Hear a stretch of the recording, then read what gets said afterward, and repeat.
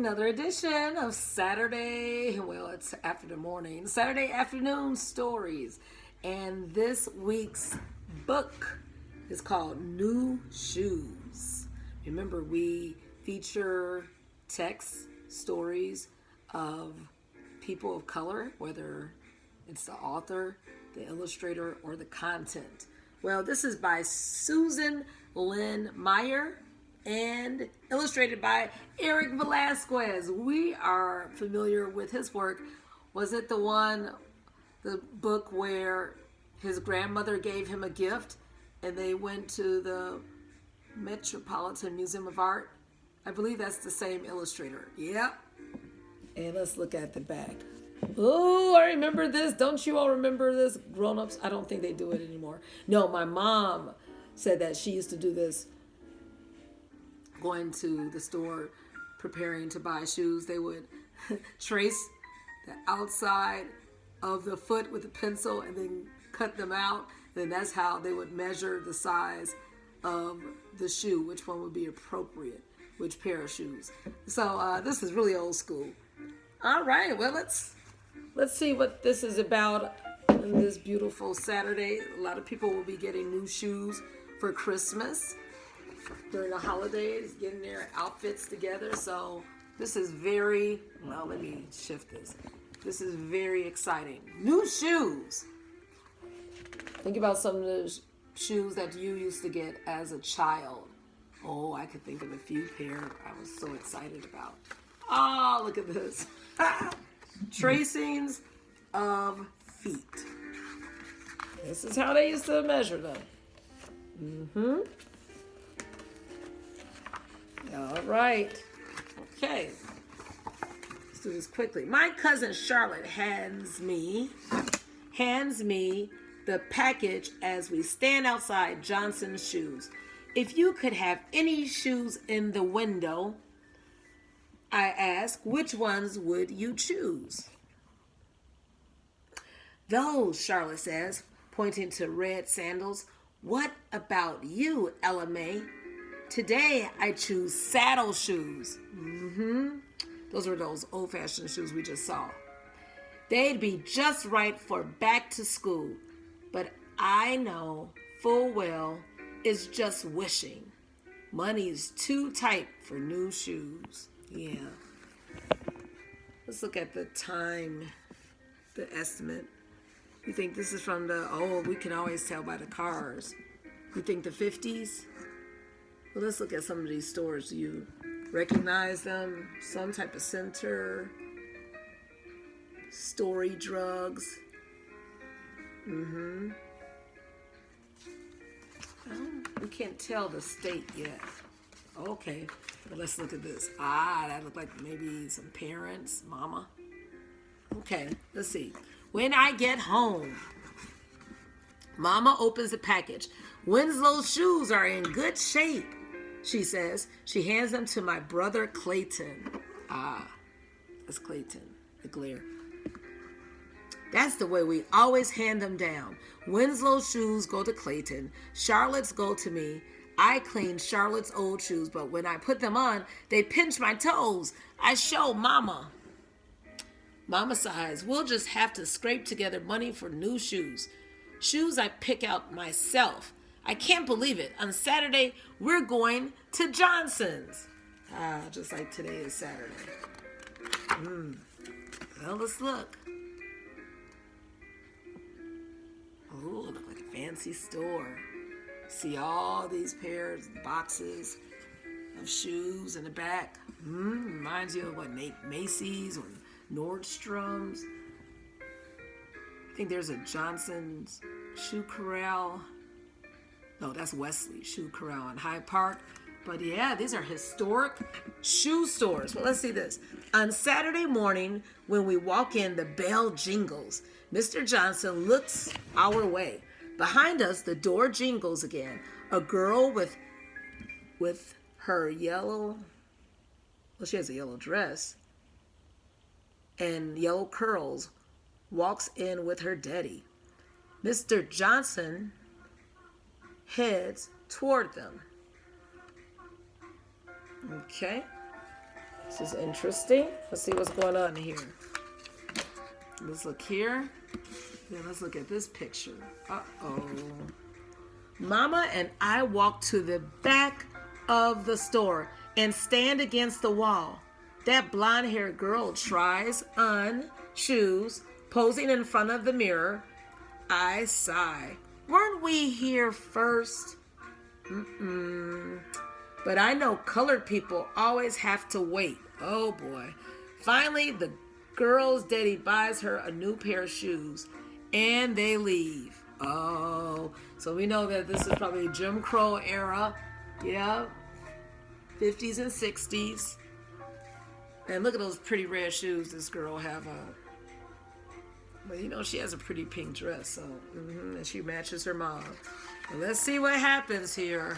Oh boy. Let's look at the scenery. Oh boy, we can predict.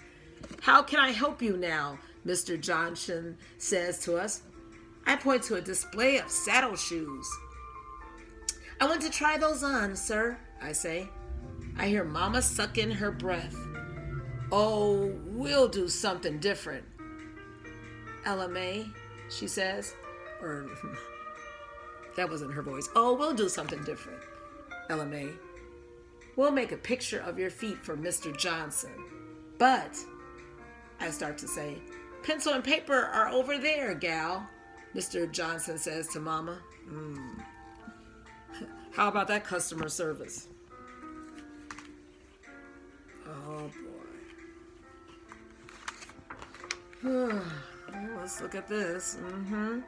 Mama traces my feet. Mr. Johnson takes the paper and comes back with a shoe box. Mama holds the shoes next to me. Mr. Johnson fidgets. Oh, my goodness. It's a mess. Yes, I think these will fit, Mama says. And she counts out money. Now, this is exactly what my mom said this would happen. Okay, look at this. You can predict what would happen here. Rain is pouring down when we leave. Mama snaps over her umbrella. Mama, I say, can't colored folks try on shoes? Mama sighs, no. But then she puts on a smile. Let's think about how nice your feet will look for school. I like my shoes, but it isn't fair that the other girl can try them on and I can't. Mama and I walk on together, listening to the rain. Just like we were listening to the music in the background. Yeah, sometimes we got to be still and just enjoy the sounds. Ooh, Charlie Brown. Well, look at this picture. They don't look too happy, do they? What about the girls in the background? Think about the scenes in Charlie Brown. Yeah, does this scene fit something we would see at a Charlie Brown Christmas or another cartoon story? Well, the colors, yeah, they're bright and they're outside. Let's see. The next day in the schoolyard, I show Charlotte my shoes. But then I tell about what happened at Johnson's shoe store. Charlotte nods. That's happened to me too, she whispers. Even though I have new shoes, I feel bad most of the day. But then during spelling, I have an idea. I tell Charlotte as we walk home. Yes, she says, I'll help. Oh, they're playing double judge. Yeah, having a good time. Let's see, what's the idea here? Well, let's look at these pictures. Oh, these beautiful illustrations. So Charlotte and I do chores. Yep, washing dishes. And we scrub, we pick the last green beans, we mind the babies. Most folks say they can't pay much. Never mind, I say. We'll work for a nickel and a pair of outgrown shoes. Oh, look at these girls working hard. That's what I'm talking about. You all better be examples out here. Now look at this scene. At the end of the month, oh boy. This reminds us of last week when they were saving money, $3.75 for the guitar. And then remember the other story about Thursday, how mama had to save money. Ooh, these are some good stories. At the end of the month, because it's teaching us how to save and not go into debt and to be satisfied and to work hard, especially during these holidays. Don't give your kids everything, and kids don't expect everything. You got to do some chores. Okay. At the end of the month, we line up the shoes on empty shelves in the old barn next to our house. Charlotte scoops up the coins. I'll go buy the polish. Look at this. Okay. While she is gone, let's look at this. While she is gone, I clean the shoes with soft rags. Then I pull out the dirty shoelaces. I wash them in lots of soapy water until the water squeezes off them clean.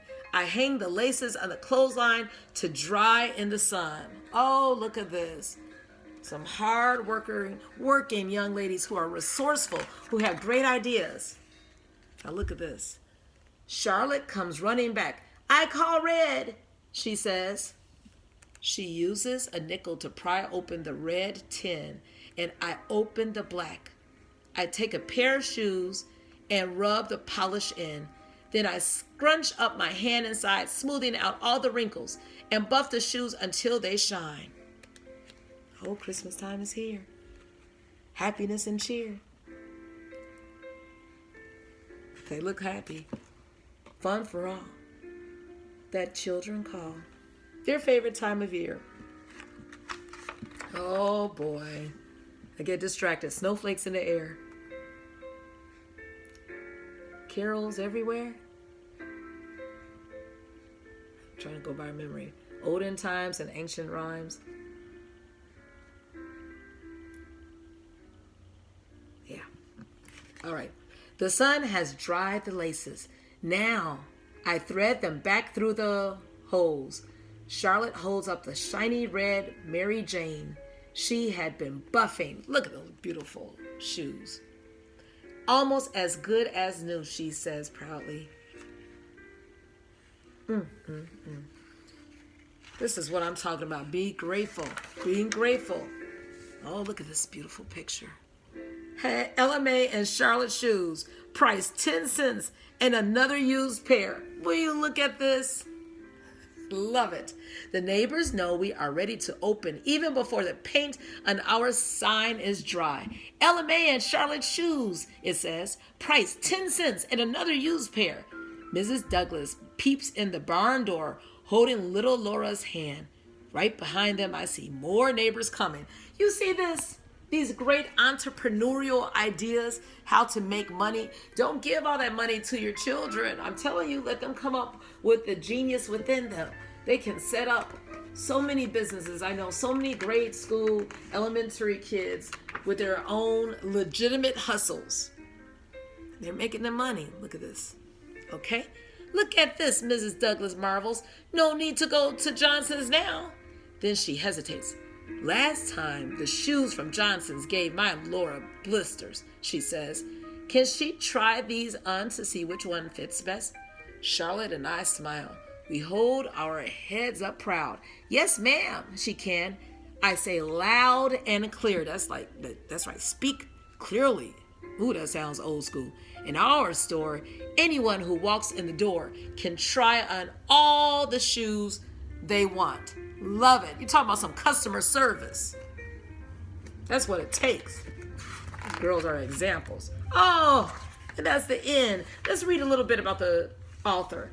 Ella Mae is a fictional character, meaning she's based on true stories, but the story, Ella Mae, the character, is made up. But the discrimination that she faces was very real. Until the mid-1960s, many places in America had laws and traditions known as Jim Crow or segregation that were unjust to African Americans. Segregation was especially strong in the South, but it could be found throughout the United States. Under Jim Crow, black citizens were often prevented from voting. In many places, black children had to go to separate schools from white children. The schools were supposed to be separate but equal, but in reality, the schools set aside for black children were more crowded and run down than those white children attended. Blacks had to sit in the back of public buses and trains. Sometimes the seats for whites were full. Blacks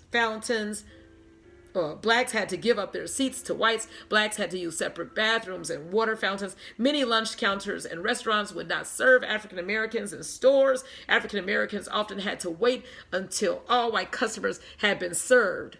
And African Americans were not permitted to try on clothes, hats, or shoes. But as Ella May and Charlotte do, African Americans found ways of fighting back against the unfair system. For example, some people decided never to spend money at a restaurant that would only serve them by handing food out the back door.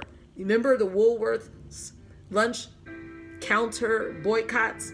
North Carolina and those A&T students? And it spread out all over the country. Well, people also came together and organized a fight for justice. This struggle came to be called the Civil Rights Movement. In 1964, the Civil Rights Act made it illegal to discriminate against people because of their race, color, sex, religion, or national origin. The Voting Rights Act, passed in 1965, protected the rights of African Americans to register and to vote. A note about the language: this story is set in the 1950s, so Ella May describes herself as colored, but language changes over time. And today she would describe herself as black or African American. What a beautiful story. And this reminds me of on my fireplace mantle, I have Brown versus Board of Education, the picture right here. And this is commemorating the 30th anniversary of the decision of the Supreme Court, the United States, ending officially imposed segregation in public education.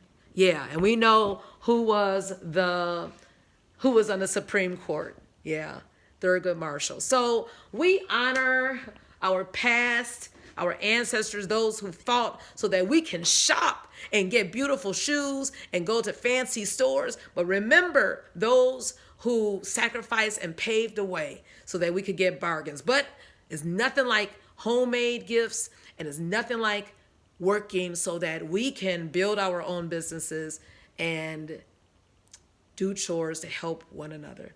Have a wonderful Saturday.